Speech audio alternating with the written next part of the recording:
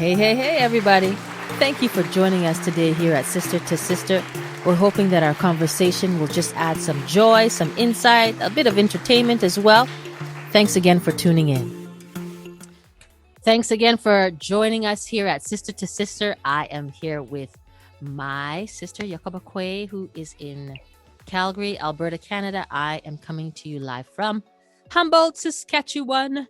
And we are here again for another episode. We had to take a little break from the previous one, and we are on with our next episode. So thank you again for joining us today. Mm-hmm. So what are we going to be talking about today, Jacoba?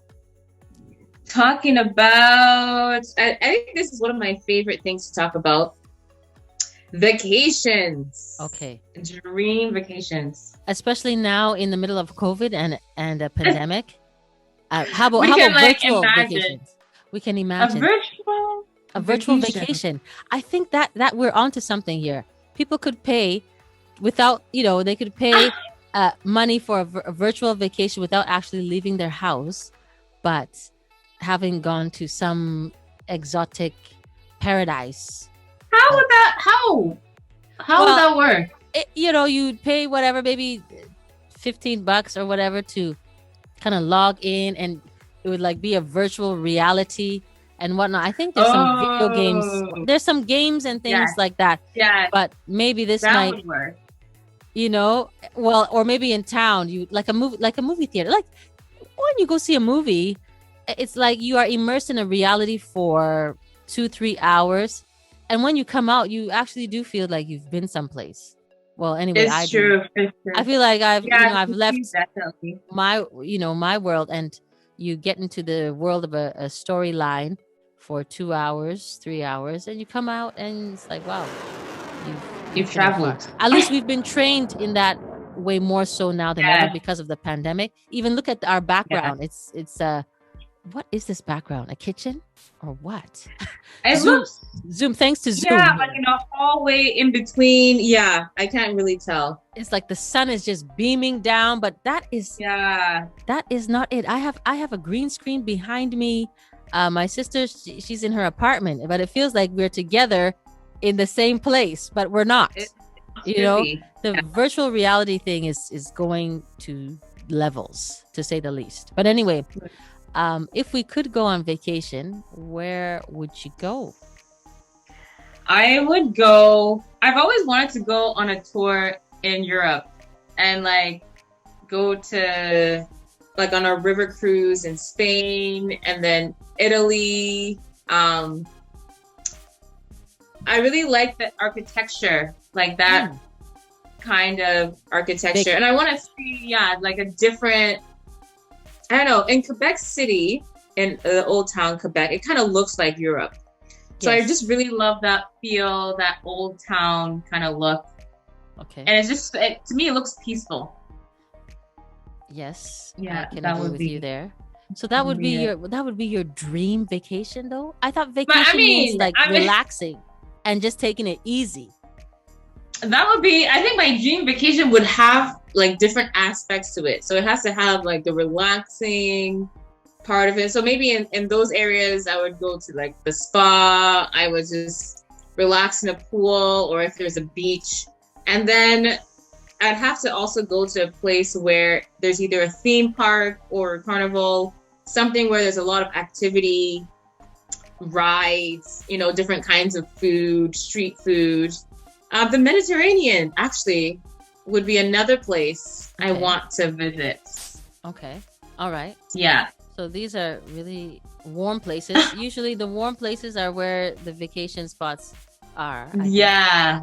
Yes. Yes. Yes. I know 2 years ago we were on a cruise. Is that something you would like to do for a dream vacation, a cruise?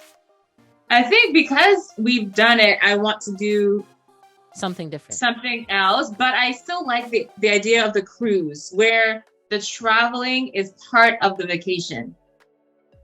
You don't have to wait until you get somewhere. You can enjoy. Yeah, I really like the cruise. The cruise was good. So if we went on a cruise to St. Lucia or what is Can you go on a cruise to Japan? Like, I don't know. I think it's possible. Can you I think imagine how anything is long that would possible. be? You'll be there for like 6 months, I feel like, I think before you arrive. Yeah, well, I don't know. Maybe they've built, better ships and boats that can travel faster. Who knows? I guess, yeah, it depends.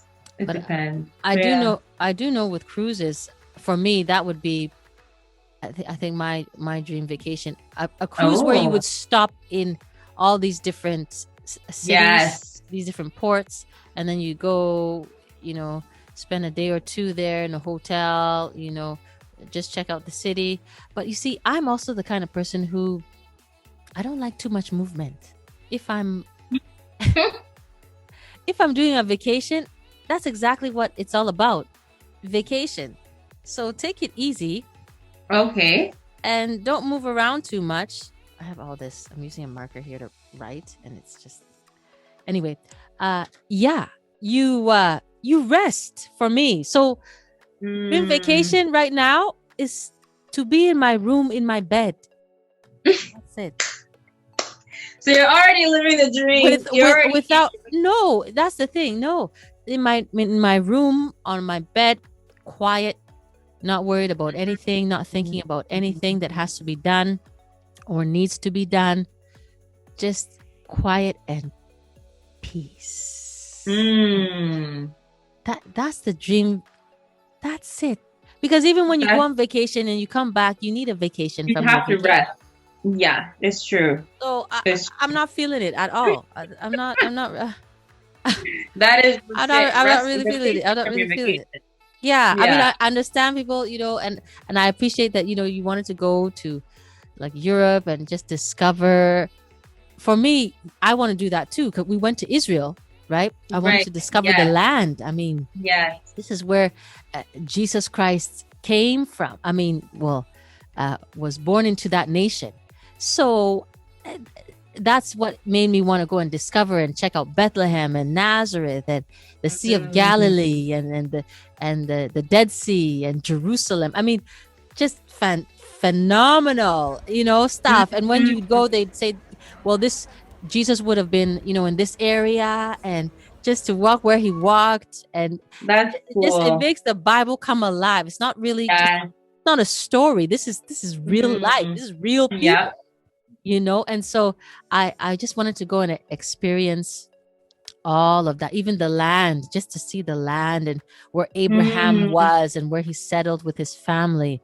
And wow. I mean, it's crazy that, they point over there and say, well, over there is Jericho. And then right away you think of Joshua and how his men were walking around, marching around the wall of Jericho. And then the last day, the 7th day, they cry out, they give a victory shout. And I mean, it's just, it's amazing. Like you're in the Bible. Yeah, you have that experience. You are in it. You are in it. And that's cool. I'll never forget when we were walking down, was it Capernaum? The miracle that Jesus did of turning water into wine. I think it was in Capernaum, or was it Cana? Okay, yeah. It begins with the C. And we were there. And I think it was Capernaum. I think so. But anyway, please forgive me if I'm wrong. So I remember we were just walking down. There were a lot of wine places there, and I think they were kind of to sell to the tourists.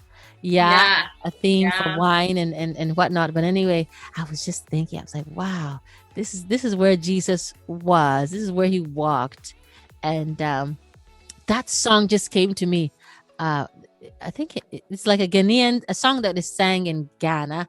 I think it goes like, when the cripples saw him, they started walking. Everywhere he went, my Lord was doing good. How does it start? Such a great. Everywhere he went, he was doing good. The mighty healer. He healed them. Yeah, something like, when the cripples saw him, they started walking. Yeah. Everywhere he went, my Lord was doing good. And it just, it makes the word of God come to life. Right, right, If you can go and visit, I would recommend it big time. And the whole experience is marvelous. Even the food. I found how some of their food is like, I won't say Ghanaian food exactly, but it reminded me of like African food, Ghanaian food. The flavor. Okay. Yeah. Even, when I got there at the Oh, all too soon, we've come to the close of another episode of Sister to Sister. Thank you so much for tuning in. We hope to see you next time for part 2 of this episode. Bye for now. Take care. God bless.